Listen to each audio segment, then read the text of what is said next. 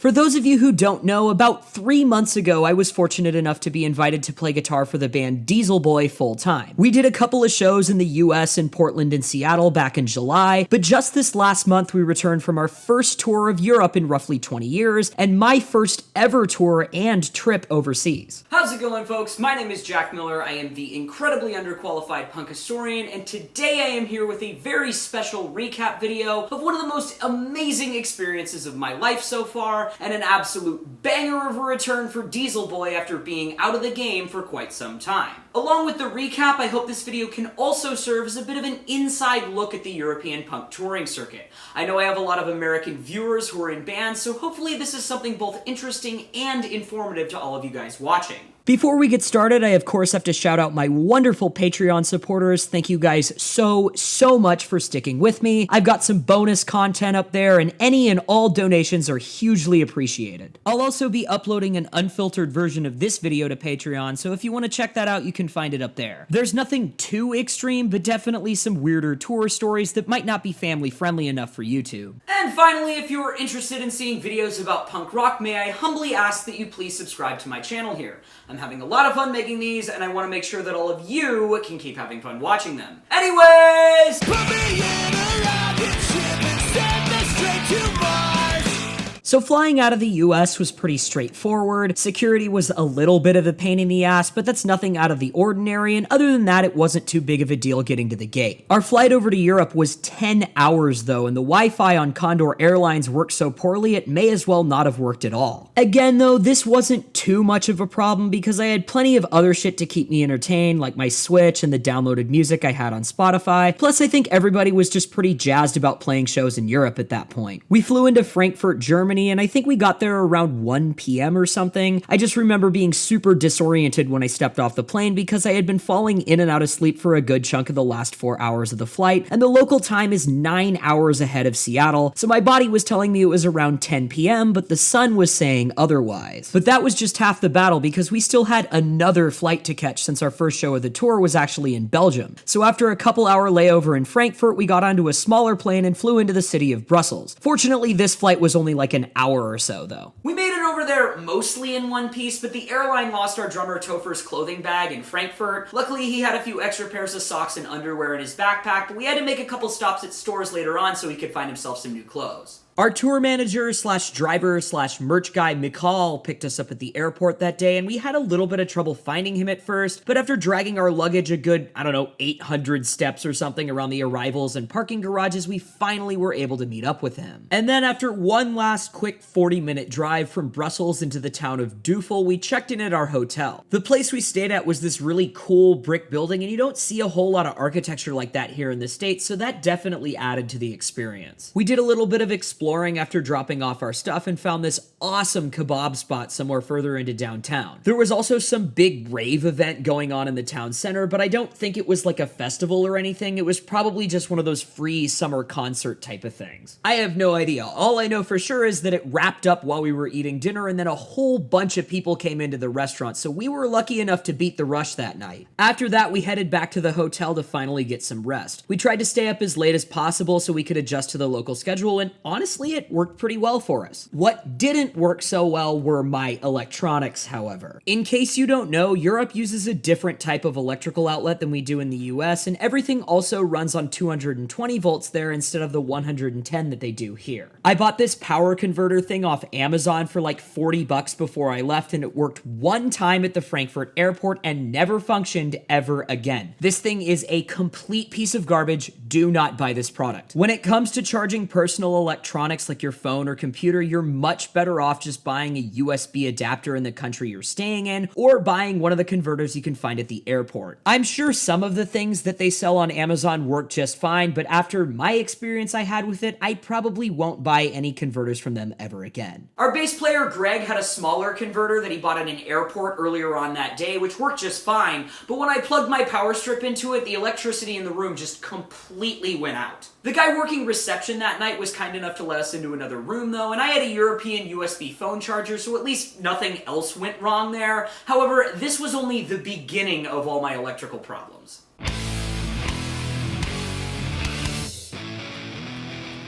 Our first show of the tour was at Düsseldorf, Belgium's Brakrock of all places. And if you're not familiar, it's one of the biggest European punk festivals in the game right now. And it was seriously an honor to be a part of the amazing lineup they had this year. After we had a quick breakfast at the hotel, we headed over to a department store to grab some supplies before the festival. Like I said before, Topher needed some extra clothes since the airline lost his bag, and we also needed to get something to store cash in for merch. As far as the latter goes, we ended up getting this little pink lunchbox that said Lunch Buddies on it, and I'm honestly a little sad I forgot to get a picture of it. I remember McCall climbing back in the van with the lunchbox and flashing it by everybody saying, "We're Lunch Buddies now!" They also had these enormous buckets of Nutella that you could buy there, and that's something I have never seen anywhere in the United States. And a whole bunch of my friends back home were like, "You gotta bring one back for me!" But after the quick pit stop, it was time to head over to Brakrock, and we rolled into the festival around 1:30 p.m.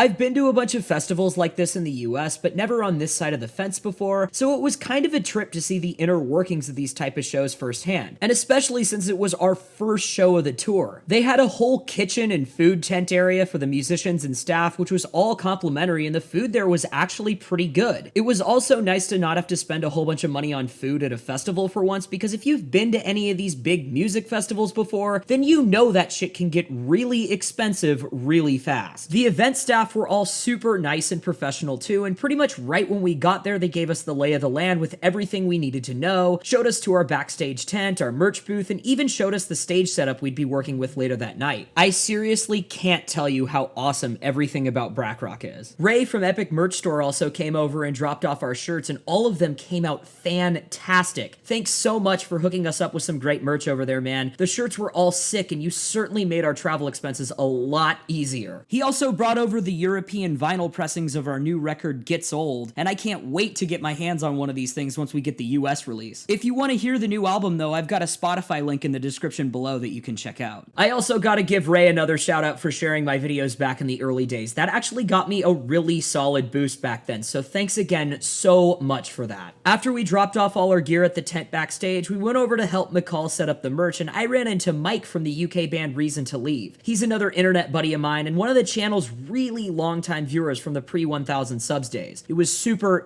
rad to finally meet you in real life, man. I also met another viewer of mine named Peter a little later on in the day, but that was during a show, so we didn't get a chance to talk too much. But still, it was awesome to meet you too, dude. But anyways, we didn't play until the very end of the show that day, so I basically got to see the whole festival for free, which was certainly one hell of a kickoff to the tour, and that's putting it lightly. The first band I saw was this Canadian band called We Outspoken over at the River Stage, which was this big mobile amphitheater type of setup, kind of like they used to have for the main stages at Warped Tour. But this one was set up back behind some trees in a big clearing, so it kind of had this rad punk in the wilderness feel to it. We Outspoken just so happened to be on tour with our friends in Urethane while they were in Europe, and we actually played another show with them the next day in Germany. It was really tight checking out their set before that though, because there I was just enjoying the festival instead of being in pregame mode for a show after they played. Right after We Outspoken got done, I headed over to the Wood Stage, which kind of sat in the center of the whole festival setup. This stage was another mobile amphitheater like the River Stage, but slightly smaller in scale. And I think the reason they called it the Wood Stage was because it sat in a clearing between a couple of woodsy areas. It faced out towards this big castle ruin of sorts surrounded by water though, which was fucking awesome. I can't tell you how pretty all the scenery was here. It was insane. The first band I got to see there though was the Slackers,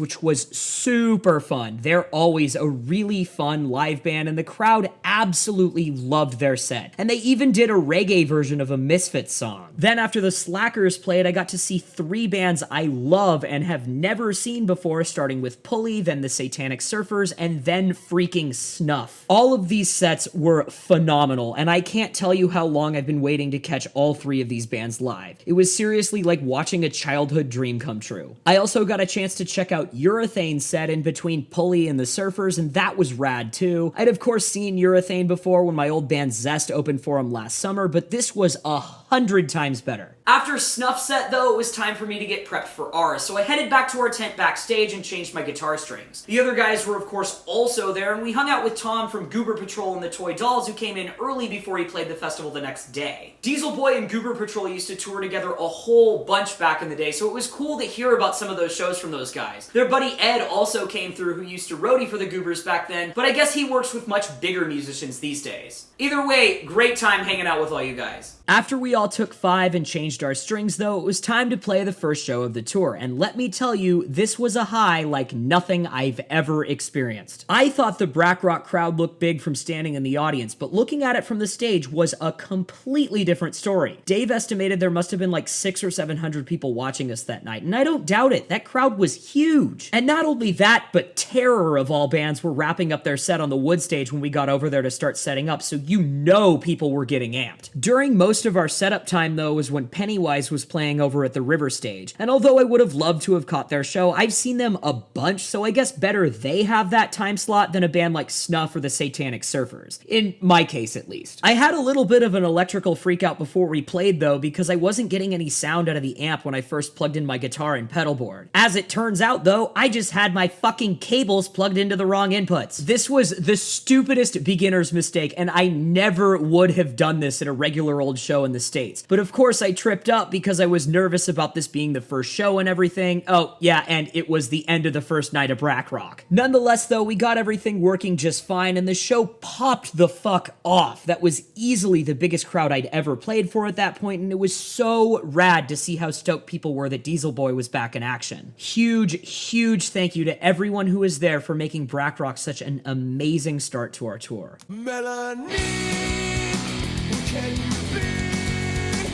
Our second show of the tour was in a smaller German town called Neunkirchen, which was roughly a 5-hour drive from where Brakrock was in Düsseldorf, Belgium. Checkout was reasonably straightforward that morning, though, and we had breakfast around 8 a.m. and hung out with Tom from the Toy Dolls again before we left, so pretty solid start to our day. About halfway through our drive, we stopped at this gas station in rural Belgium to fill up. The scenery was absolutely beautiful there, but the whole inside of the gas station was closed, so we weren't able to go inside and buy any snacks or anything. Luckily, their public bathrooms were still open, though. We had a little bit of a scare when the gas pump wouldn't take our American credit cards, and for a minute, we were a little afraid we'd get stranded there. But fortunately for us, these really kind locals were able to help us out. And if I remember correctly, I think Dave just Venmo'd or Cash Apped them or something. Whatever it was, though, wherever you guys are, thank you so much for helping us out there. Our next stop was at another gas station once we got into Germany, and they had this little restaurant built into it with some basic food options like chicken fingers and sausages. I had some chicken and fries with a strawberry milk, and it was decent, nothing to really write home about, but it was certainly better than any gas station food here in the US. We ran into We Outspoken again in the parking lot before we went in, though, and those guys said the food was awesome, so part of this might have just been them setting our expectations a little too high. We got into Neunkirchen in the early evening, and we were actually able to swing by our hotel after we loaded into gear, since it was only like a 5-minute drive to and from. And that was actually really chill, since now we didn't have to worry about leaving our luggage in the car. There were a couple of skaters waiting around outside who were looking to have Steve Caballero come check out their local skate park with them since they knew he'd be there with Urethane. But sadly that wasn't able to happen since he and the rest of the band were still pretty busy with their tour. Both of those guys still stuck around for the whole show later on though, so that was really cool. The venue also supplied dinner for us that night, which was rad. I thought that was super cool how they do that over there since that isn't really the norm here in the US. We hung out with the local headliners Small State while we had dinner, and those guys were all cool as fuck. They said they had a pretty decently sized following in Germany, but they haven't done very many shows outside of their home country. Although they did say they actually played the Gainesville Fest at one point, which I thought was awesome because I've always wanted to play there. The first band of the night was We Outspoken, who were just as on point as they were at Brakrock, and then another local German band called Swellhead came on and they totally ripped things up too. They had a little more of a 90s post-hardcore feel to their sound, but it was still a great fit for this show and changed up the pace just enough. I could totally see those guys on a bill with a band like Sam I Am or Hot Water Music when they play in Germany. Then Urethane came on after them and absolutely crushed it. I got to see Urethane so many times during this tour, and it was so much fun getting to hang out with those guys so much. Then it was our turn to hit the stage after them, and I had another electrical freakout right before we went on because the converter I rented from Fluff Wheels completely blew up on us at this show. I don't know what the deal was, but I guess it didn't agree with my US grade power strip or something. Luckily, Anthony and Akira from We Outspoken were kind enough to let let me borrow a power supply for my pedals that night, and I seriously cannot thank you guys enough for saving my ass there. But this leads me to a pretty important point here, and that's if you're going to be traveling from the US to play in Europe, you might want to grab some European power supplies to use once you get over there. You can, of course, always do what I did and just rent a converter, and there is a good chance it'll work just fine for you, but you never know when something's just going to blow up on you if you're doing that. Our tour manager, McCall, actually said these sorts of electrical problems are notoriously common for American musicians when they play overseas for the first time. Another thing you can always do is just put 9-volt batteries in your pedals, and that's actually what I ended up doing for the rest of the shows, but a couple of my pedals didn't actually take 9 volts, so I had to power them with proper plug-in cables. Once we solved the electrical problem though, the show actually went great. The crowd was absolutely stoked to have us back, and I'd say we played even better than we did the night before at Brakrock. Having my gear malfunction was starting to get to me a little though, so I had to take a smoke break after the set to decompress. Looking back, I was definitely making a way bigger deal out of things in my head than it was in reality, but it definitely felt pretty hectic in the moment. Regardless though, the show was still awesome and we had a great time playing once our set was underway. Small State came on to close the night out after us and they fucking killed it. I absolutely loved their music and I ended up listening to their records a whole bunch on the drive after the show. Those guys were all a rad hang too, like I said earlier. So Small State, if any of you guys end up stumbling upon this video, thank you so much for showing us a great time at our first German show of the tour. Then after things wrapped up at the show, we headed back to our hotel and hung out in the on-site bar with Dylan and Chad from Urethane. They told us a whole bunch of rad stories about working with Cameron Webb in the studio, but sadly, I cannot disclose any of that information on here. But that wrapped up day 2, so after a short hang, we all headed back to our hotel rooms to get some rest.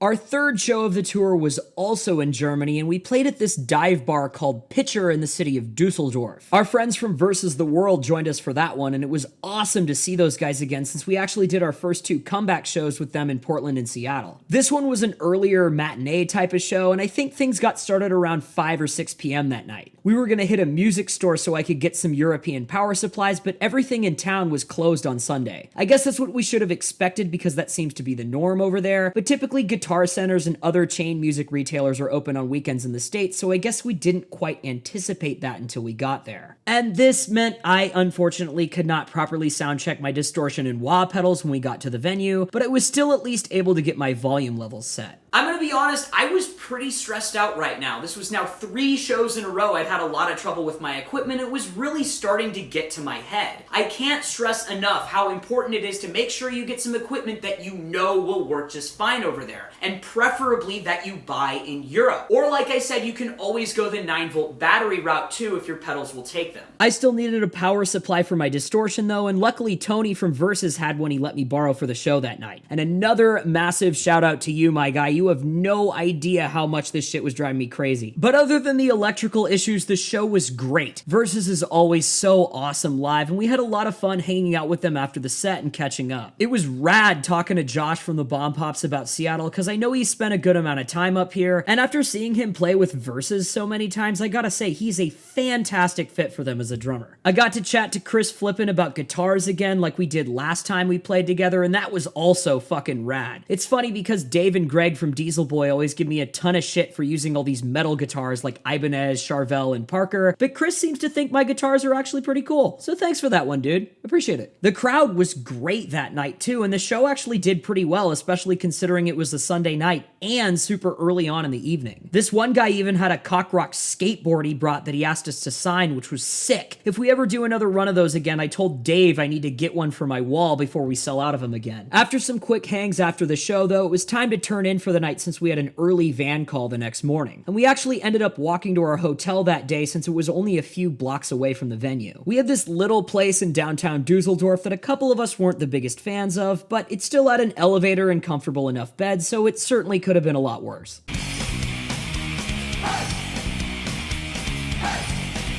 The fourth day of our tour was one I had been really looking forward to pretty much since I joined the band, because today we were supporting none other than Good Riddance in downtown Berlin. But the show that night was, I guess, what you might call a light at the end of the tunnel, because it was another 7 hours to get from Düsseldorf to Berlin. We stopped at some gas station to hit the head and got yelled at by a clerk for not paying to use the bathroom and just sliding under or hopping over the turnstile bars. But we all just kind of played dumb and acted like we couldn't understand her, which was technically true for 4 out of 5 of us. I don't think any of us actually ended up paying for it though, and we all just kind of filed out and left after that. But for the rest of the trip, we ended up paying for the bathroom to avoid that kind of thing. For all of my American and Canadian viewers, a lot of the public bathrooms at gas stations in Europe are actually pay to use, and you can sneak around them like we were doing, but if the clerks catch you, they'll definitely give you some trouble about it. Also, sometimes they'll even threaten to call the cops and shit, so honestly, I would just pay the fee and save yourself that trouble. They'll usually give you $1 off something at the store if you have a ticket from the turnstile too. But after all of that, we made another stop at a different gas station because we still needed a replacement headlight for the van that had stopped working the night before. And I didn't even realize it was out at that point because I'd spent so much time passed out in the back seat while we were driving. McCall did a great bang-up repair job while we were there though, and we were able to get back out on the road in a matter of minutes. After a long journey, we finally arrived in Berlin at around 2 in the afternoon. We had to hit a music shop so I could finally solve my electrical issues once and for all, and we went to this huge inner city store called Just Music. If I remember correctly, there were actually a few different locations throughout Germany, but this one in Berlin was enormous. There must have been 6 floors full of nothing but musical instruments and equipment. I bought this multi-pedal power supply thing that the clerk up in the guitar department recommended, but for whatever reason, the thing blew up again while we were sound checking. And I have absolutely no explanation for this whatsoever. This was a European device bought in Europe, plugged into a European electrical outlet, and the thing blew fucking smoke out of one of its inputs. Luckily for us though, the sound guy had a couple of standard power supplies he let me borrow to finish up our sound check, and we also had enough time to run back to the music store and exchange the broken chain device for something that actually worked. McCall and I actually took a Lime scooter back over to the big music shop, and it was honestly a fucking blast flying through downtown Berlin on that thing. I was even able to get a full refund on the broken power chain thing as well. While I was out in the city, I also stumbled upon this awesome punk record store called Cortex Records, and holy shit, I wish I got to hang around and check the place out a little bit longer, but sadly they were about to close and I didn't want to keep the staff there longer than they needed to be. I still had a chance to buy a whole bunch of really cool shit though, including this awesome Satanic Surfers hoodie. If you're ever in Berlin, be sure to check out Cortex Records, and also be sure to check out SO36, the club we played with Good Riddance that night, because that place was really fucking cool too. It was about as inner city of a punk club as you could possibly get, and it had this total crust punk atmosphere and staff. The place was completely covered in really cool looking graffiti, and it starts out as this giant hallway you walk through and opens up into a wider box room where they've got the stage in the back. And the backstage area was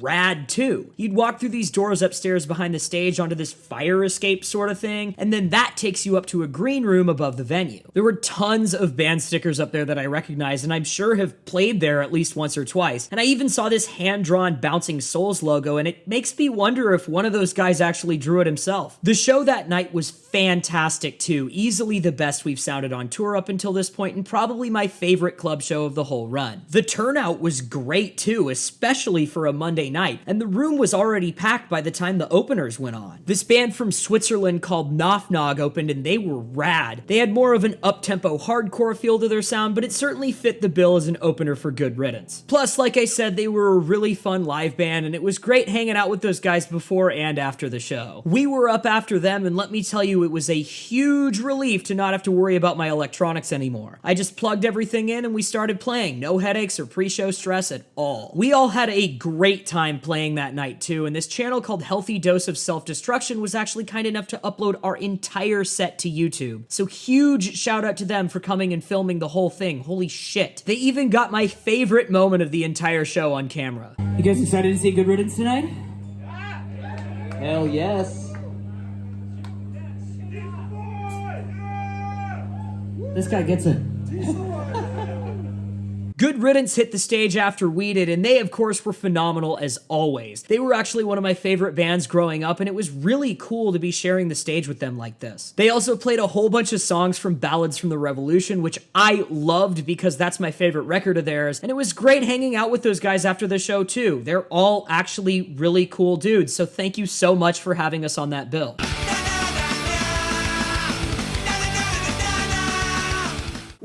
Pretty early morning the next day, but not quite as much as the previous one, and I think our van call was closer to 9 a.m., so we got up around like 7:30. A few of Greg's relatives who just so happened to be in Europe came to see our show the previous night, and they stayed at the same hotel, so we all got breakfast together that morning. I guess his cousin who's in the army has been stationed over there, so they drove down to come and see us. For some reason, we were supposed to like sit down at specific tables for breakfast though, so the guy running the kitchen came out and yelled at us over it. He didn't exactly make that clear though, so it's not like he could blame us for just hitting the buffet and sitting down like we usually did. The drive from Berlin to Munich was about 6 hours, but I pretty much slept through the whole thing, so there's not a whole lot I can tell you about it. We were mostly driving through the countryside and stopping at gas stations though, so it's not like we did a whole lot of sightseeing anyway. We had some time to drop off our luggage and whatnot at the hotel beforehand like we did in Neunkirchen, and that was nice since we didn't get to do that before the last couple of shows. Munich actually looked like a really beautiful city, and I wish I got to see more of it. I was blown away by how clean everything was there, especially compared to major cities in the US. And this could honestly be said about pretty much everywhere we went in Europe. Y'all do a fantastic job of keeping things in good condition over there. It was kind of funny though because Unterdeck, the venue we played at that night, looked like this really divey club on the inside, like the type of place we'd normally play at in the US, but on the outside it looked more like an upscale bar and grill type of joint you'd see in a nicer part of downtown in America. Really cool vibe either way though, and the promoter supplied us falafel wraps for dinner, which I was stoked on. We played with this band from Spain called Shock that were super cool. They had a little more of an old school street punk type of vibe, but they definitely fit the bill well enough and certainly put on a fucking awesome show. Before the show got started though, I snuck off to buy a vape, and I didn't actually realize that the elf bars in Germany had these child locks on them, so it took me a second to figure out how to get it started. They weren't rechargeable either, so I ended up buying a few while we were over there, but they are a lot cheaper than their US counterparts, so I guess that's kind of a trade-off. All of that nonsense aside though, the show was a lot of fun. Like I said, Shock was a rad opener / support band, and we had a really good time during our set too. The sound was maybe a little bit weird on stage, but that didn't cause us too much trouble because by this point in the tour, pretty much every note of the set was muscle memory. The audience was super into it too, and although it wasn't our biggest show of the tour, we still had a great crowd and they seemed really stoked that Diesel Boy was back in Munich for the first time in so long. We met this American guy named Mike who'd immigrated to Germany back in the early 2000s there too, and he said he'd give us a tour of Munich, but sadly our tight deadlines didn't allow for that to happen. I really wish we'd gotten to do that though, because like I said, Munich was absolutely beautiful. But like I've been saying, the show was another great fucking time, and big shout out to Shock and Unterdeck for the good hangs. Where time never changes, only the skyline, I knew that it would come out. The next day we had a pretty early start again, and I think we got up around 8 a.m., but the hotel breakfast was really good, so at least that part was worth it. We'd noticed at the last show that my wah pedal was coming in too loud on stage, but we found out we could balance everything out with another overdrive or distortion pedal at the end of the chain. I of course didn't know this because I've never had this issue since I normally play through an amp with onboard distortion at home. But thankfully, the internet came to our rescue here. We stopped at another music store on our way to the show that day, and we actually found this really cool shop way out in the Austrian countryside. I have no idea what it was doing there, but the place was rad and they had all kinds of really awesome equipment there. Kinda random, but a welcome surprise nonetheless. The employees even let me test everything out to make sure everything worked okay, and lo and behold, it solved our last problem a-okay. Finally! After that, we then stopped at a shopping mall a little ways down the road to grab some additional stuff. I needed a multi-outlet to plug all my power supplies into, and Topher wanted to get a stage fan since all the club shows had been so hot. We also stopped at an Austrian McDonald's while we were over there, and as an American tourist, I of course had to partake in that. The chicken nuggets come in servings of 9 instead of 10 there, and they're also a lot softer on the outside. They also have these cases of pastries and cakes and stuff you can buy there too, which I thought was pretty cool, although as I'm sure you can imagine, they're about the same mediocre quality you would expect from McDonald's on anything else. Aside from that though, it's more or less the same thing it is in the US. We drove into Vienna around 6 p.m. and I actually had a little bit of time to walk around the city, which was a really rad change of pace.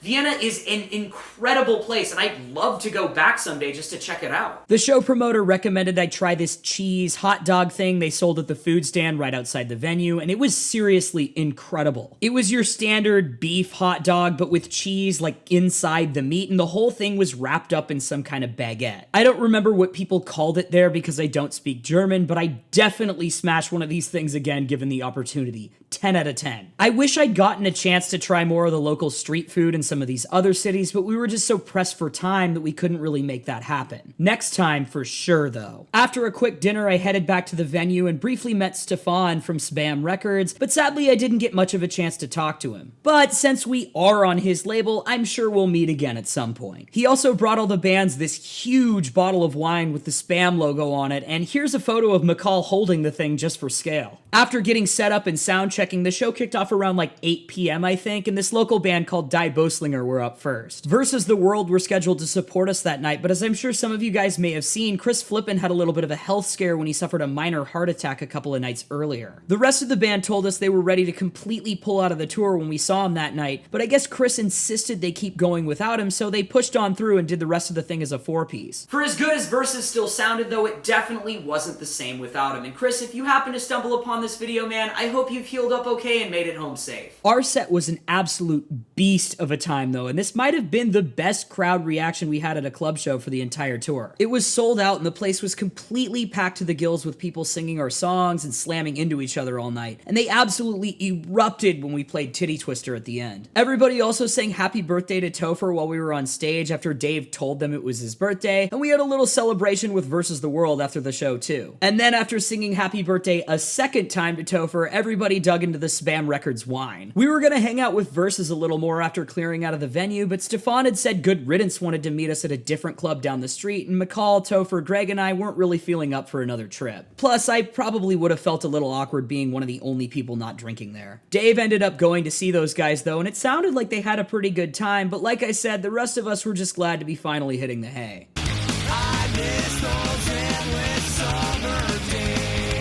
The seventh day of our tour was, I guess, what you could call its climax, because after a very long, grueling drive to Tolmin, Slovenia, we got to open the main stage at the legendary Punk Rock Holiday Festival. Before we left Vienna, though, we had breakfast at another shopping mall, this time at an American-style diner that, as an American, I can say was pretty damn authentic. Pancakes, eggs, hash browns, sausage, the whole ordeal. It was phenomenal. They also served the pancakes in these little frying pans, which was actually pretty cool. The drive to Tolmin was about 6.5 hours, and even though we didn't get to stop and take it in very much, we did get a chance to see some of the really beautiful scenery while we went through the Alps. I seriously can't stress enough how amazing everything looked up there, and I wish we could have taken our time a little more. We even drove through a small corner of Italy, so I guess I can say I've technically been there now? Not really, but if someone asks, I'll still say yes, and then proceed to tell them the story. Something to be aware of if you're planning on traveling this way, though, is that people tend to drive pretty fast up in the mountains there. It wasn't any trouble for us, but then again, McCall was driving and he'd been through there a number of times, but it's definitely still something to watch out for. We rolled into the festival around 3:30 in the afternoon, and let me tell you, this was like some kind of punk rock paradise. The main stage is located in a clearing inside this grove or small forest, and looking out from the stage, it looks like you're performing in some kind of mythical fairy tale land or something. Then they've got another stage set up down by the beach, which was fucking badass. There's a great view of the mountains and the river from behind, and people will come in from swimming to watch all the bands play. I met up with my friends Ananda and Vicky from the Seattle scene, who were just there for the festival, and we went to see Versus play down by the beach stage, which was so fucking rad. It was really nice to see some familiar faces this far away from home, too. There were a whole bunch of people with floaties walking around and swimming as well, and I guess that's a huge part of the beach aspect of Punk Rock Holiday, so when I end up going back there just to hang out, I'll be sure to pack one myself. I also finally got a chance to meet one of my super long-time internet buddies and one of the earliest and most active supporters of the Punk Historian YouTube channel, Bart from Straight Line. It was so fucking rad to finally hang out with you in real life, man. Thank you so much for all the support you and your band have given my channel. We'll meet again soon for sure, and I promise one day I'll finally get to see you guys play. And also, thank you so much for giving me all the free Straight Line merch. Like I said though, we were opening the main stage that day, so about 25 to 30 minutes into watching Versus with Ananda and Vicky, I had to run back and get set up. They had a PV5152 as backline, which is the amp I've been playing through at home these days, so being able to play through one of those made it even more fantastic. The show itself popped the fuck off. This was definitely the biggest crowd I've ever played in front of, and I would say our best show of the entire tour. People absolutely loved us there, and at a couple of points during the set, a few audience members did a fucking human pyramid while we were playing. Even though we were there for closer to 4 hours, it felt like we were at Punk Rock Holiday for a mere 15 minutes. This all went by so fast. I had the best time I have ever had in my life so far at Punk Rock Holiday, and if there's one promise I'm going to keep to myself, it's that I will 100% return, as both a musician and an attendee. But sadly, all good things must come to an end, and we had a 10-hour drive back to Germany for our next show. So after saying our goodbyes and packing up our merch, we headed back up into the mountains to get to our hotel. And this place we stayed at wasn't really a hotel, it was actually a 600-year-old Austrian house that they kind of rent out as an Airbnb of sorts. The host there didn't even speak any English, so McCall had to translate for us. But we still got into our rooms just fine and got just enough rest to get ourselves ready for the next day.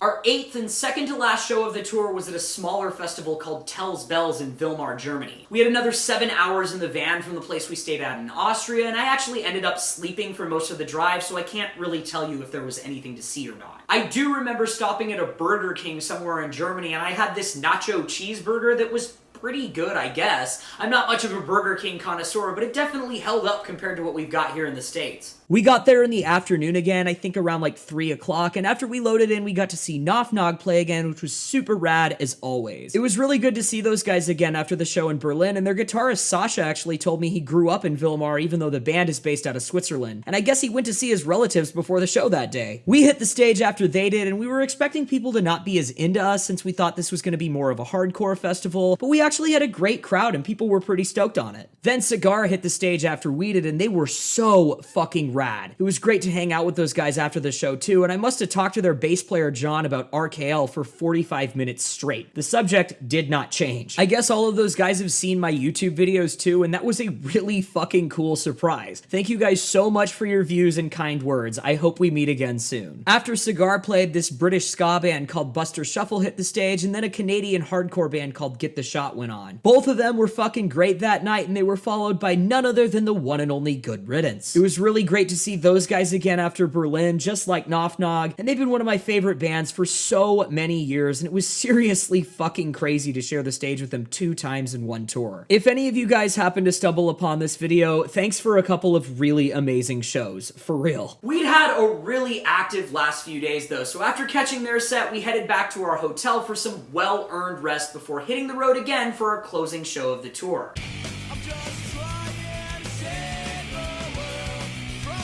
Our final show of the tour was in the city of Stuttgart, Germany, which was an easy 3-hour drive from Weimar. That was actually really nice because we finally got to sleep in a little bit and take our time with the hotel breakfast, which was actually really good. We played at a venue called Goldmarks that night, and it was another smaller, divey joint, but this one was hidden away in the back of a college campus. This one was another 2-band bill, but this time we played with Urethane again, and they were honestly the perfect support band for our last show. All of the locals were also really pumped up that we were playing there, and I met a bunch of super cool people who were thrilled that Diesel Boy was back in Germany again. I also got to hang out with another YouTube viewer of mine named Flex who was at that show too, and if you see this video, man, thanks for coming up and introducing yourself. It was awesome to meet you. The crowd absolutely loved our set that night too, and certainly sent us back home to the States on a high note. It was a genuine privilege to be a part of Diesel Boy's reunion tour, and this show was quite frankly the perfect cap to that whole experience. We hung out with the Urethane guys for a little while after the show, and it was really cool to sit down and talk to Steve Caballero for a while. Super rad dude, and big shout out to him, Chad, Tim, and Dylan for kicking ass with us on our final day of the tour. But anyways, like I said about Punk Rock Holiday, all good things sadly must come to an end, and this final show concludes the story of Diesel Boy's 2023 European tour. This was genuinely the experience of a lifetime, and Dave, Topher, and Greg, thank you guys so much for having me in the band. Big shout out to McCall too for being the best fucking tour manager in the game, and of course, once more to all the fantastic musicians we got to share the stage with. But just because this is the end of this one tour does not mean it's the end of Diesel Boy's reunion. We've actually got a few dates coming up in October that I will be sure to include in the description down below. And there will also, of course, be much more to come after that. But that's enough from me. I want to hear what you guys have to say. If any of y'all made it out to one of these shows, be sure to let me know where it was and how you liked it. And if you made it to more than one, let me know which one was your favorite. Also, be sure to let me know what you think of these tour recap type videos videos because I've got plenty more to come if that's something you guys would be interested in seeing. And lastly, thank you all so much for watching and sticking with me here. I know I can be a little inconsistent at times, and honestly, things have been pretty hectic since I got home from tour, but I'm still here. I still appreciate you guys so much, and I'm still gonna be making these videos. So like I always say, thanks a lot for watching.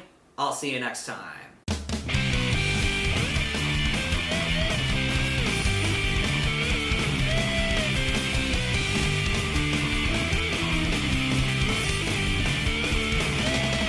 Bag of shit, you suck, I can't believe we'll lock you out.